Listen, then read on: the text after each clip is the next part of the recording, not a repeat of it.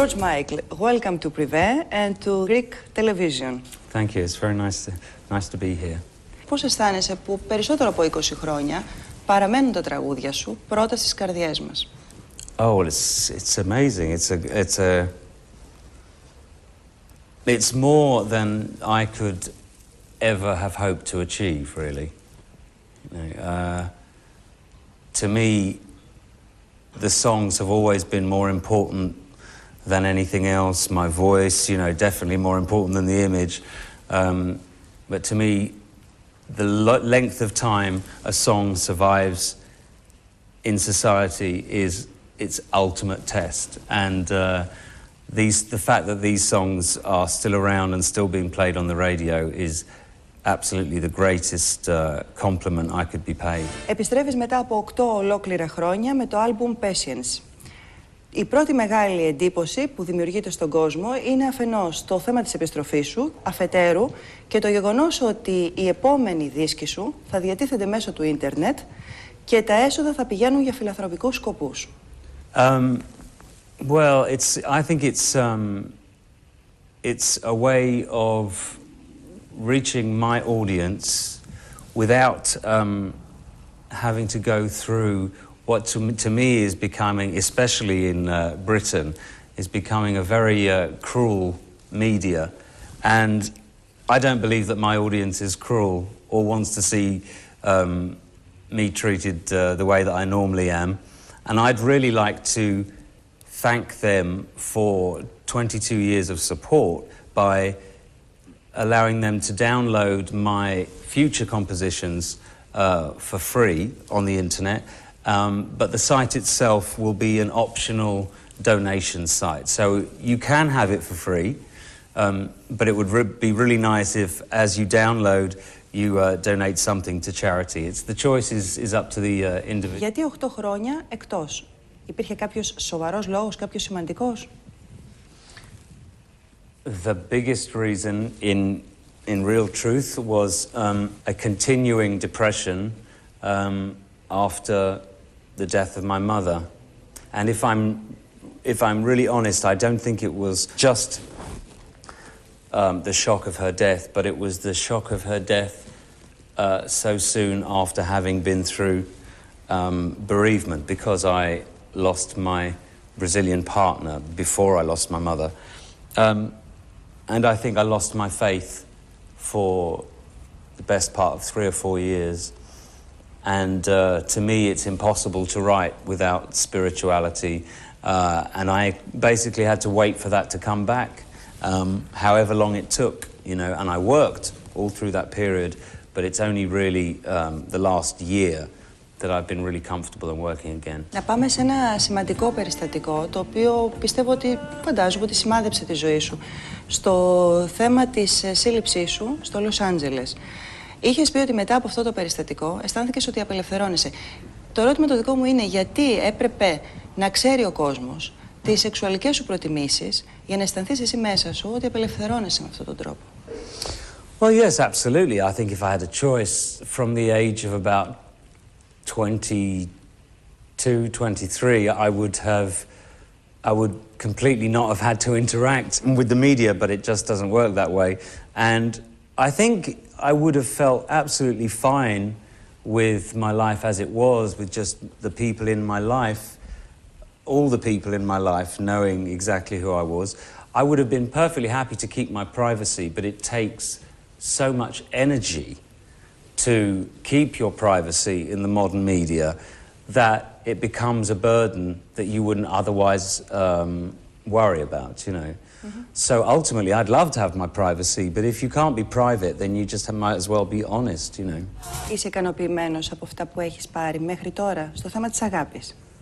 I think, like many people, I had to wait a long time in my adult life before I was ready for real love. I think we have love. We have love available to us the day that we're truly ready to be loved. And that can be when you're 16, it can be when you're 50.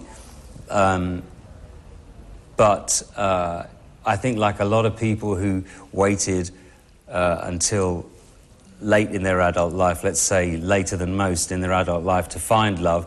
I appreciate it maybe in a way that I wouldn't have done if I'd found it when I was 16. Η σχέση σου με την μουσική ξεκίνησε σε πολύ μικρή ηλικία, στα 8 σου χρόνια, αν δεν απατώμε, από ένα τυχαίο περιστατικό, από ένα πέσιμο.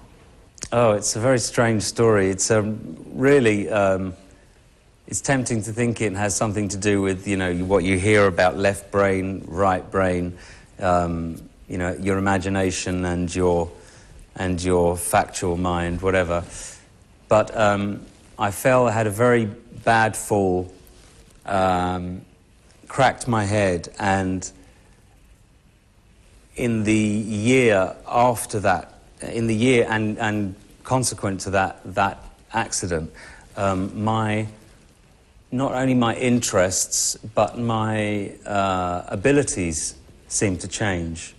And whereas I was very interested in nature and biology, and I was a fairly good mathematician, and read obsessively, read books all the time. And then after the accident, within 2 weeks of the accident, I brought home a violin. Unfortunately, it was a violin. And within months was obsessed with music and had lost the ability to do any maths.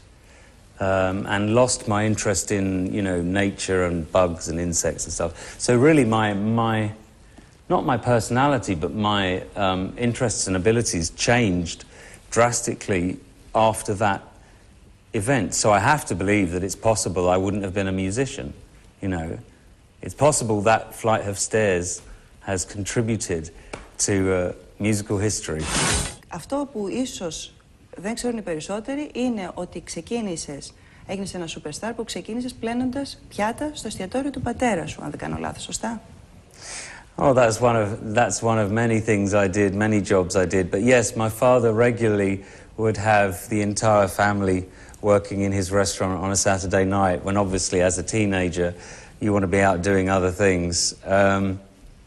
But my father's work ethic and confidence in the idea that you can really make your life what you want of it, I think that was very good influence in some ways. But I still missed part of my childhood, washing dishes. Τι άλλες δουλειές έκανες εκτός από αυτό? Oh, I was a door-to-door salesman for half a day. I was a labourer, you know, when you carry bricks. I was a labourer, believe it or not, for a couple of months. I was a DJ. I worked in stockrooms, lots of terrible jobs when I was very young. Στην Ελλάδα σε θεωρούν, όπως είπα και προηγουμένως, πολύ δικό τους άνθρωπο να γνωρίζει ελληνικά στοιχεία πάνω σου.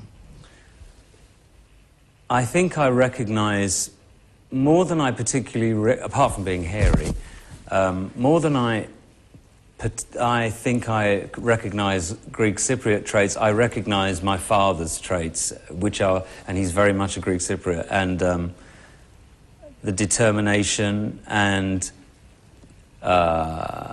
self-belief, I think comes from my father, and comes also from being myself second-generation immigrant. And the honest truth is the average Greek Cypriot is a lot more hard-working than the average British man, I have to say. I'd get in a lot of trouble back there for saying that. But, you know, my father's family were all an example of very hard work, and they worked their way into the middle class, you know. So that was my example, really. That was, I saw as my example. So those are very Greek characteristics, I think. Τώρα για το τραγούδι που έχεις αφιερώσει στον θείο σου, εκεί λες τη μητέρα σου που έχεις χάσει να του πει κάποια πράγματα, στο θείο σου που έχει αυτοκτονήσει. Τι ακριβώς συμβαίνει με αυτό το τραγούδι? And my mother had a brother.